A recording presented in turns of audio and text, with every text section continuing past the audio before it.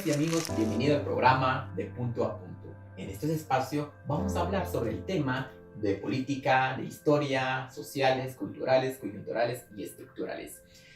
A nivel local, a nivel departamental, a nivel nacional. Esto para llevar otro tipo de análisis para la población de Santiago Atitlán. Acompáñanos todos los sábados y síguenos en nuestra página, en las redes sociales como AgTV y en nuestro canal de YouTube para poder ver y analizar, debatir diferentes temas que aquejan nuestra sociedad. Muchas gracias.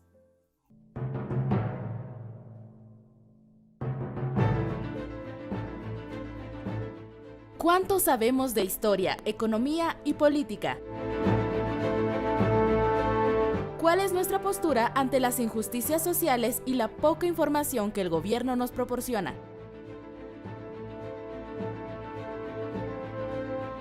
Ante ello, nuestra respuesta es fundamental.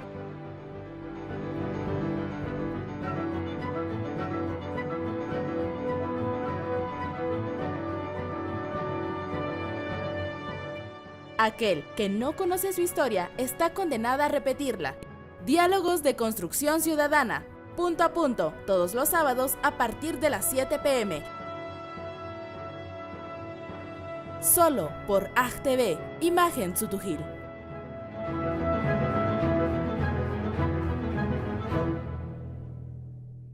Bienvenidos al programa de Punto a Punto.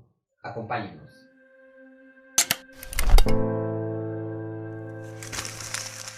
El día de hoy vamos a hablar sobre el tema La Revolución el 20 de octubre de 1944. Han pasado justamente 76 años de haber comenzado lo que es la primavera.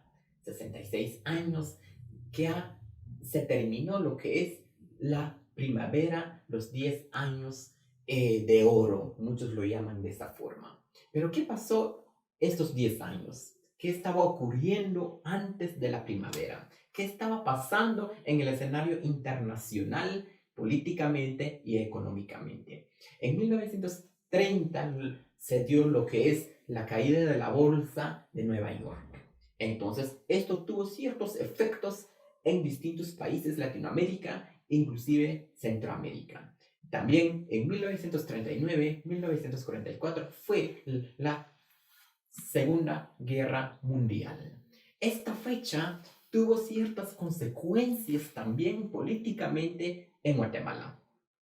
En 1930 a 1944 fue el periodo de Jorge Ubico. Jorge Ubico Castañeda es un dictador, es un político militar que empezó con una era democrática donde lograron ciertos avances políticos, por ejemplo, la construcción del Palacio Nacional, por ejemplo, la ley contra la vagancia, que obligaba a todos los ciudadanos a trabajar que no poseían tierras para trabajar más de 160 días para abrir carreteras. Empezó muy bien, pero terminó 2 periodos de dictadura. Por eso, en 1943 empezó una gran represión, una gran movimiento por parte de los ciudadanos, por parte de los universitarios, por parte de los campesinos, por parte de otras agrupaciones, asociaciones para poder derrocar el poder dictador totalitaria Jorge Ubico. En esa fecha, Jorge Ubico dio el poder a Ponce Baides, que estuvo en el poder 108 días. Entonces, en estos momentos para Guatemala fue un momento crítico políticamente y empezó lo que le llamamos el proceso democrático, el proceso electoral, donde llegó en el poder José Arevalo Bermejo. Llegó en el poder de una manera democrática, donde el 86.3% votaron por él. Llegó en el poder y lograron ciertos cambios, por ejemplo, el código de trabajo, por ejemplo, las escuelas tipo federación y el voto de los analfabetos y el voto de las mujeres. Son cambios contundentes para Guatemala. Y después de esto, llegó en el poder Jacobo Arbenz. Jacobo Arbenz Guzmán es originario de Quetzaltenango. Llegó en el poder 1951 a 1954. También tuvo que enfrentar al poder de Estados Unidos, de la CIA y de la United Fruit Company. En esta fecha se dio ciertas reformas, se llamó la reforma agraria. En esta fecha dio tierras a los campesinos y la CIA, los Estados Unidos, vio de malos ojos estas reformas y vio de que el gobierno de Arbenz contiene ciertas características de comunismo, ciertas características de socialista. Es importante analizar muchos acontecimientos. Por ejemplo, la caída de la maestra María Chinchilla en junio. Entonces, la valentía de esta mujer.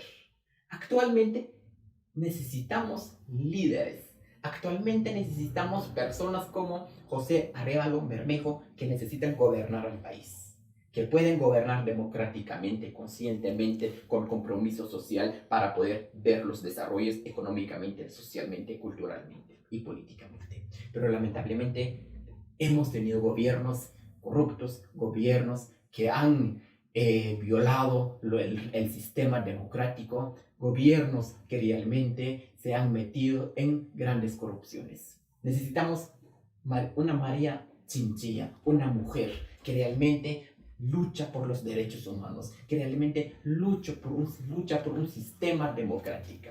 Y también un Jacobo Arbenz, un valiente, un soldado del pueblo, que defendió el pueblo, que hizo lo mejor, que entregó su vida para su pueblo. Actualmente muchos gobiernos no han saqueado, muchos gobiernos han dado una bofetada al pueblo de Guatemala. Y es importante nosotros como ciudadanos reconocer eso. Es importante que nosotros que seamos conscientes en cada elección de votar de una manera responsable, de una manera libre por una persona que sabe, que es intelectual, que conoce la realidad política de nuestro país. De lo contrario, vamos a seguir en medio de esta crisis política. ¿Y dónde quedó lo que realmente logramos en 1944 y en 1954? ¿Dónde quedó eso?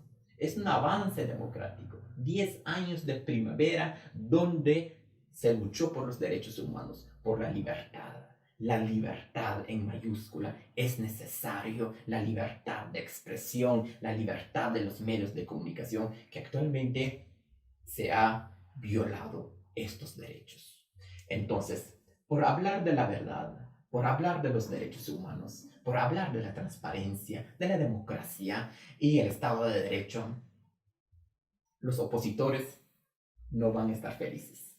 Los opositores van a desmantelar nuestras voces, pero los grandes líderes van a hacer grandes cambios, como lo hizo Bermejo, como lo hizo Arbenz. Arbenz, después de su renuncia, después de su discurso impactante y llamativa, su discurso en 1954, esta fecha fue una fecha para Guatemala de lágrimas. ¿Por qué de lágrimas? Porque 10 años de logro y que al final el pueblo de Guatemala dio la espalda a este soldado que es Jacobo Arbenz y tuvieron que sacar en Guatemala solo en calzoncillo. Entonces, solo en calzoncillo lo sacaron, siendo líder, siendo una persona que dio su vida por Guatemala, siendo el presidente. Peor nosotros los ciudadanos, que siempre nos manifestamos a favor de la verdad, a favor de la justicia. ¿Cómo es posible que no nos van a hacer nosotros a desmantelar nuestras voces? A que nos declaren un grato, a que nos digan lo que nos digan, negativamente. ¿Cómo es posible? Nos van a tratar, nos van a humillar, pero tenemos esas convicciones bien firmes, dispuestos a luchar por la verdad, a estar a favor de la libertad, a favor de los derechos humanos. Ese es el camino. Por eso, estos líderes hicieron grandes cambios para Guatemala. La revolución triunfó Pero lastimosamente llegamos en 1954, 1960 hasta el 96, vivimos un largo periodo de guerra, de conflicto armado. Y lo que fue en 2015 la caída del partido PP, Partido Patriota, con el expresidente Otto Pérez Molina. Igual otro logro para la democracia. Pero actualmente, 2020, ¿qué está pasando en Guatemala? ¿Cómo nosotros, los ciudadanos, vamos a enfrentar lo que los opositores nos van a callar, nos van a humillar, nos van a maltratar? Pero estamos dispuestos a luchar por la verdad. Por eso, aquí en Santiago Atitlán, ¿qué nos deja la revolución de 1944? ¿Qué cambios nos deja? ¿Qué cambios de pensamiento nos deja? ¿Qué vamos a afrontar aquí en adelante en Santiago Atitlán? Es necesario como ciudadanos ejercer nuestros derechos, a luchar por la transparencia, a luchar por la democracia local. Es muy importante. Por eso, como líderes, como intelectual, es importante hacer estas críticas, estos análisis para poder luchar siempre por la verdad.